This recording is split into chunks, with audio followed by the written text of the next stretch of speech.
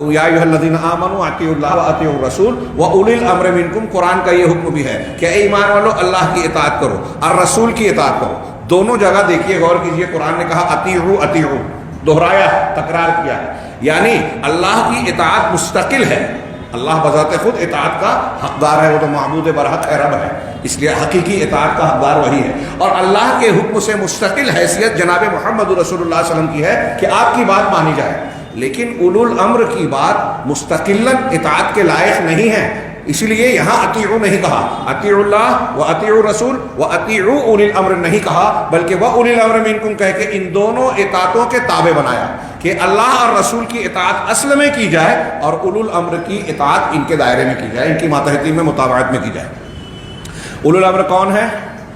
لمبی چوڑی بحث کا موقع نہیں ہے، یا تو حکام یا علماء، ان سے اطاعت کی جائے. اور اس کے فوراً بعد کہا، کچھ لوگ اس کو تقلید کی دلیل میں پیش کرتے ہیں کہ اس آیت سے تقلید ثابت ہوتی ہے کہ اللہ کی اطاعت، رسول کی اطاعت اور اولو الامر میں علماء بھی شامل ہے، لہذا امام حنیفہ، امام شافعی، امام مالک، امام احمد کی جو 4 ائمہ کی تقلید ہوتی ہے وہ اس میں داخل ہے.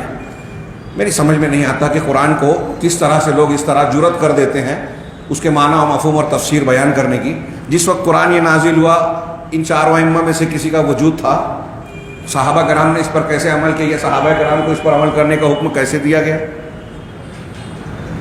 سوچئے تھوڑی دیر کے لیے. یا پھر اس آیت کے ذریعے سے ہم یہ چلو تھوڑی دیر کے لیے مان لیا جائے کہ یہ ائمہ مراد ہے. آج کوئی شخص امام حنیفہ، امام شافعی کی تقلید کر سکتا ہے، ان سے جا کے سوال پوچھ سکتا ہے، ان کی کتابوں کو عام جائز. ہم جب تقلید کی بات کرتے ہیں تو مقلدین یہ کہتے ہیں کہ عام آدمی قرآن حدیث نہیں سمجھ سکتا اس لیے تقلید کرتا ہے. تو سوچئے کہ کیا عام آدمی جو قرآن و حدیث نہیں سمجھ سکتا وہ حضرت امام ابو حنیفہ، امام مالک، امام شافعی، امام احمد کی کتابوں کو، فقہ کی اصولوں کو سمجھ سکتا ہے؟ ان کی کتابوں سے استفادہ کر سکتا ہے؟ نہیں کر سکتا. کیسے کرتا ہے؟ علماء سے رجوع کرتا ہے. تو جب علماء سے رجوع کر کے وہ فقہ سمجھنے کی بات کر رہا ہے تو علماء سے رجوع کر کے کتاب و سنت کو کیوں نہیں سمجھ سکتا؟ یہ دوسرا پہلو.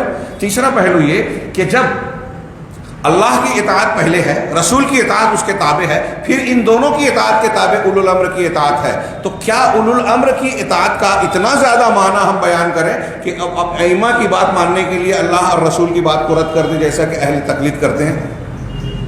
اس آیت سے اگر آپ استدلال کر رہے ہو تو تیسرے نمبر پر اولو الامر ہے اور وہ بھی متابعت میں. تو تیسرے نمبر والی اطاعت کو اتنا مضبوط مان لیا جائے کہ پہلے اور دوسرے والی کو چھوڑ دیا جائے؟ واضح طور سے غور کرنے کے. اچھا، چوتھی بات کہ اولو الامر سے مراد ان 4 کو متعین کس نے کیا ہے؟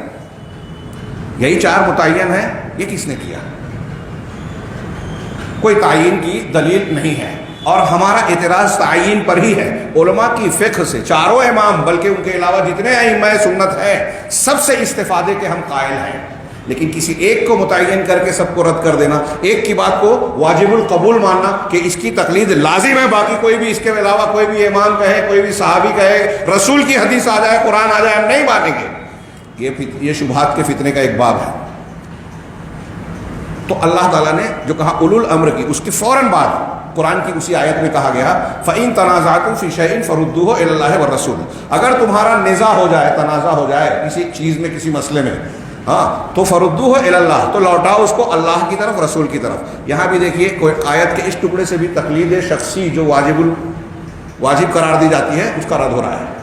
اللہ کی اطاعت کرو، رسول کی اطاعت کرو اور اولو الامر کی. اب اگر اختلاف ہو جائے تو اللہ اور رسول کی طرف لوٹاؤ. کیا مطلب ہوا اس کا؟ اللہ کی اطاعت، رسول کی اطاعت. اللہ سے اختلاف ہو سکتا ہے؟ کوئی مسلمان اللہ سے اختلاف کرے گا یا کرنے کی گنجائش ہے؟ سوال ہی نہیں.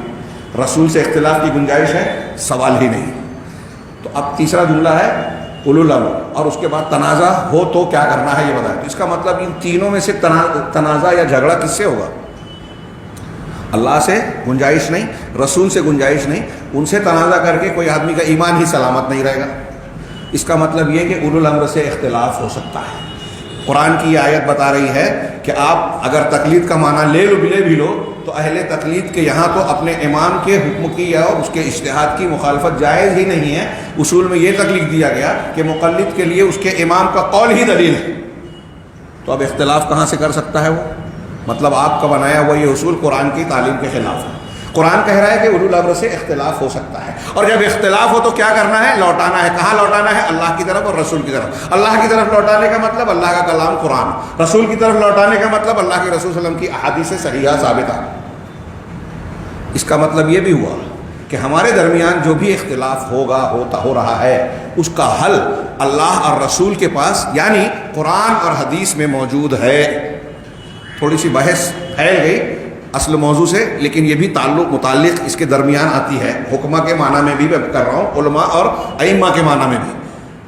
تو میں یہ عرض کر رہا تھا کہ اللہ تبارک و تعالیٰ نے جب یہ کہا کہ اختلاف کو لوٹاؤ اللہ اور رسول کی طرف، اس کا مطلب اللہ اور رسول کے یہاں اختلاف کا حل ہے، قرآن و حدیث میں اختلاف کا حل ہے۔ آج ہمارے یہاں بہت سارے لوگ بولتے ہیں کہ اختلافات کا تو کوئی حل ہی نہیں۔ اگر اختلافات کا حل قرآن اور حدیث میں نہیں ہوتا تو اللہ تبارک و تعالیٰ کیا یہ حکم دیتا کہ اللہ کی طرف لوٹاؤ اور رسول کی طرف لوٹاؤ؟